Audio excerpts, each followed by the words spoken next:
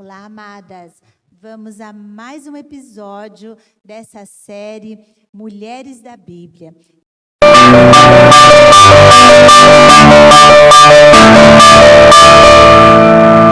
Ouvimos falar em Marta, nossa primeira reação é hostilizar, é colocar julgamento, é dizer: Marta, aquela que estava com Jesus na sua casa e foi fazer serviços de casa. Não é assim que fazemos? Mas nós temos que aprofundar na história e ver que muitas vezes nós somos como Marta. Por não ouvir a voz de Jesus, nós perdemos tempo com todas as outras coisas, né? Nós fazemos a coisa certa de maneira errada. A história de Marta está em Lucas 10, do 38 ao 42. Vamos ler aqui. Diz assim: Jesus visita Marta e Maria. Jesus e os seus discípulos continuaram a sua viagem e chegaram a um povoado. Ali uma mulher chamada Marta o recebeu na casa dela. Maria, sua irmã, sentou-se aos pés do Senhor e ficou ouvindo o que ele ensinava. Marta estava ocupada com todo o trabalho da casa. Então chegou perto de Jesus e perguntou: o Senhor não se importa que a minha irmã me deixe sozinha com todo esse trabalho? Mande que ela venha me ajudar. Aí o Senhor respondeu: Marta, Marta, você está agitada, preocupada com muitas coisas, mas apenas uma é necessária. Maria escolheu a melhor de todas, e esta ninguém vai tomar dela. Amadas, Jesus estava no auge do seu ministério, ele estava ali pregando o arrependimento, falando a todas as vidas, né? Juntando o máximo de pessoas possível. Ele pregava a multidões e muitas vezes ele tinha que fazer viagens, e nessas viagens era necessário que ele fizesse algumas paradas para poder se alimentar, para poder repousar, ele e a sua equipe, né? Ou seja, os discípulos. E foi dessa maneira que ele chegou ali à casa de Marta, né? A casa de Marta serviu para Jesus como um quartel-general, para ele poder se reabastecer, né? E nós vemos que Marta era uma mulher hospitaleira. A hospitalidade da época tinha alguns pontos, né?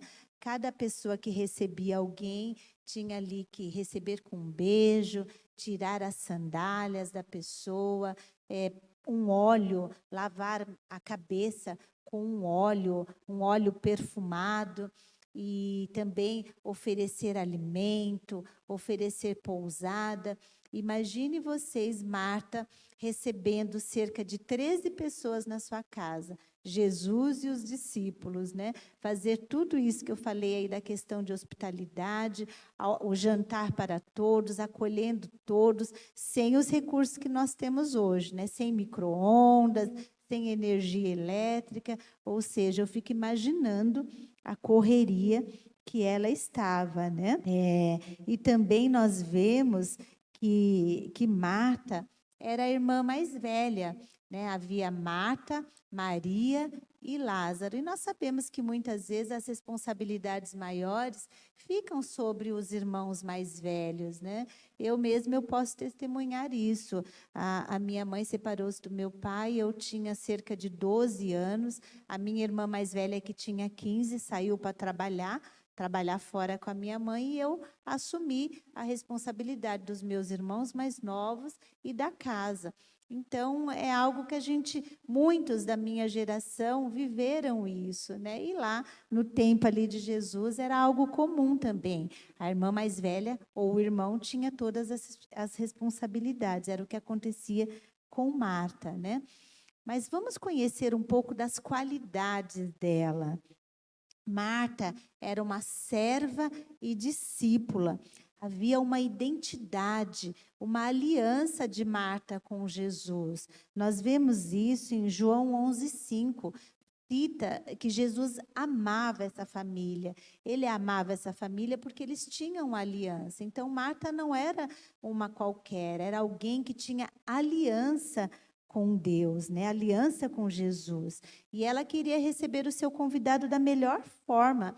ela queria recebê-lo de maneira triunfal, ela era uma grande anfitriã, né? E era também uma mulher trabalhadora, uma mulher eficiente, uma dona de casa dedicada, comprometida e a apoiadora da obra, pois toda vez que nós recebemos a obra do Senhor dentro das nossa casa, nós somos apoiadores, e é o que ela fazia, né? A Bíblia fala que Jesus se hospedou mais de uma vez na sua casa, né? Portanto, ela era uma facilitadora do ministério de Jesus, né? E, como eu disse, ela era hospitaleira. Romanos 12, 13, na parte B, diz assim: estejam sempre dispostos a praticar a hospitalidade. Hoje não é tão comum nós recebemos visitas nas nossas casas, pela vida que nós levamos, né? Mas eu, por exemplo, eu venho de uma família onde a minha mãe e o meu pai eram hospitaleiros. Quando eles recebiam pessoas da família, eles tinham um grande cuidado em preparar grandes banquetes, né? E eu acabei herdando isso da minha família. Hoje, dificilmente eu recebo alguém, mas se eu receber, eu quero preparar aquilo que eu sei fazer melhor, entendeu? Em termos de comida, eu vou oferecer o meu melhor prato, o meu melhor talher. E era dessa forma que Marta se comportava. Ela queria receber aqueles visitantes, né? E não eram quaisquer visitantes, era Jesus e seus discípulos da melhor forma, né?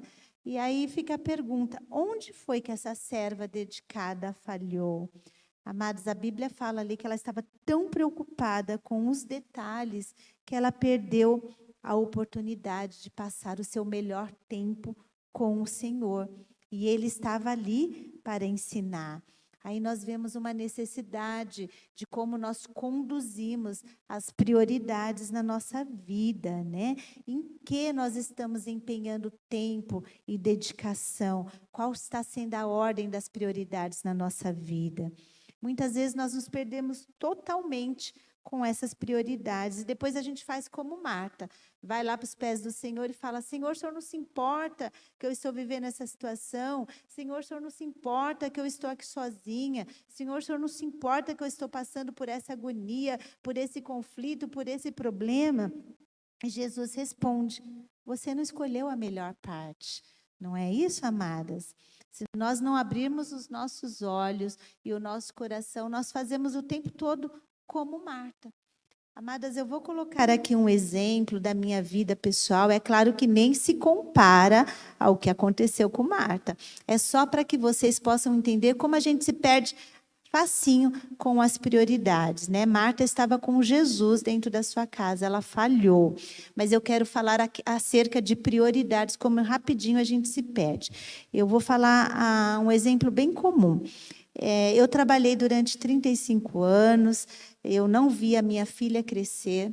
A minha filha, eu nunca fui numa reunião de escola da minha filha. Quem fez isso foi a minha mãe. A minha neta também, ela cresceu, os anos se passaram. Quem ajudou na educação, na criação da minha filha e da minha neta foi a minha mãe. E agora, com a minha bisneta, eu estou aposentada e eu estou tendo a oportunidade de educá-la, de estar mais perto, de conviver com ela. Mas por uma situação familiar bem desagradável, né? Uma situação bem ruim para mim, a minha neta e a minha bisneta foram morar um período distante aqui da minha casa, distante de onde eu moro.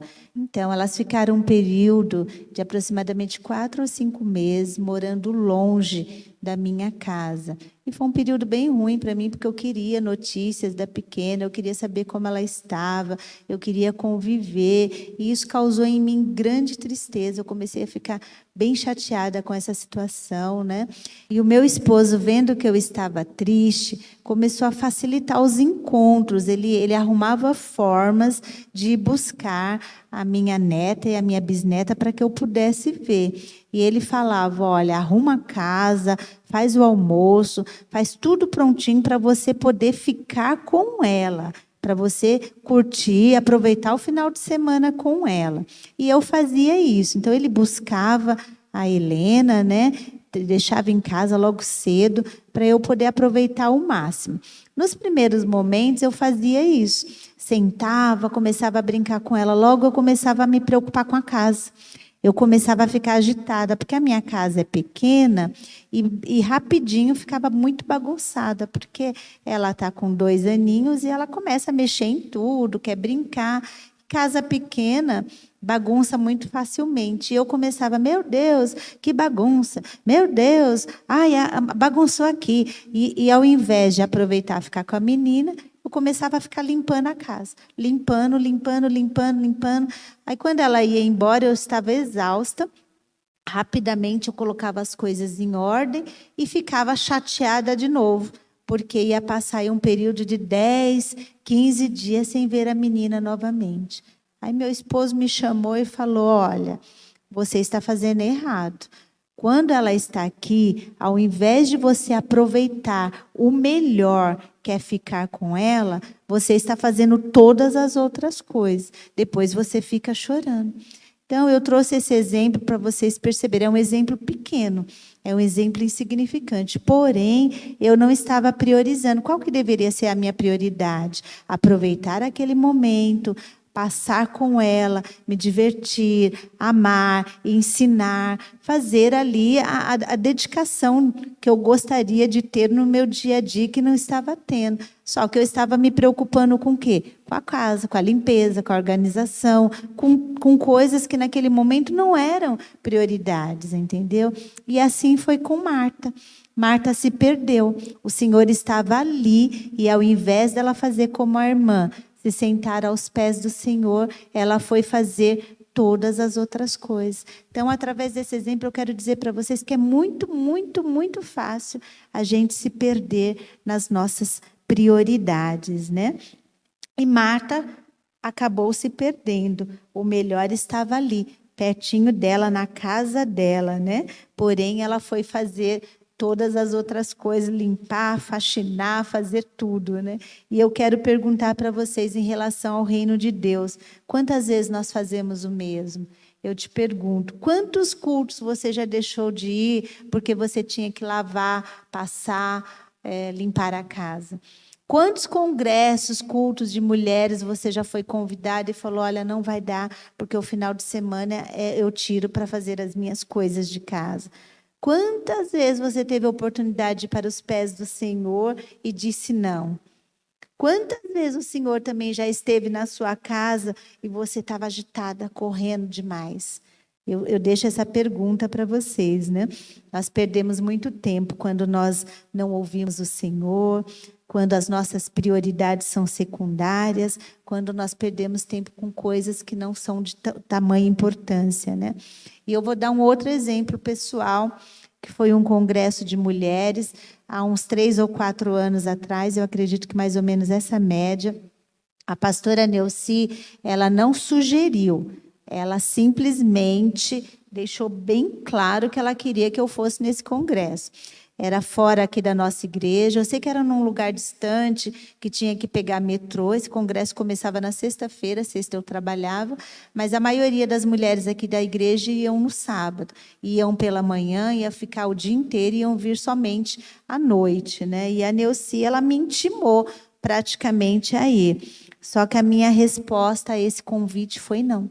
Eu disse, não, eu tenho muita coisa para fazer. Eu tenho que lavar, passar, cozinhar. Eu tenho que fazer todas essas coisas. Você sabe que eu só tenho final de semana. Eu não consigo.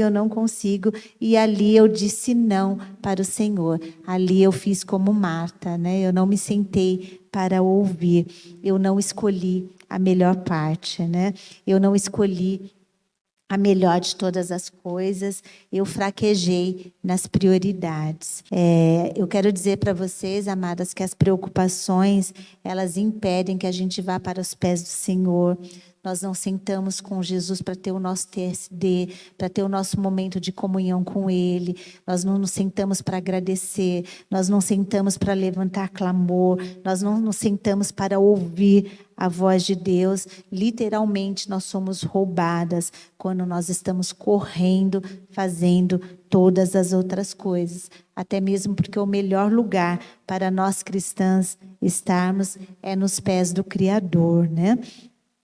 E nós sabemos que nós somos mulheres multitarefas, que nós temos muita coisa para fazer, porém a nossa energia, a nossa força, o nosso vigor, o nosso coração devem estar na melhor parte.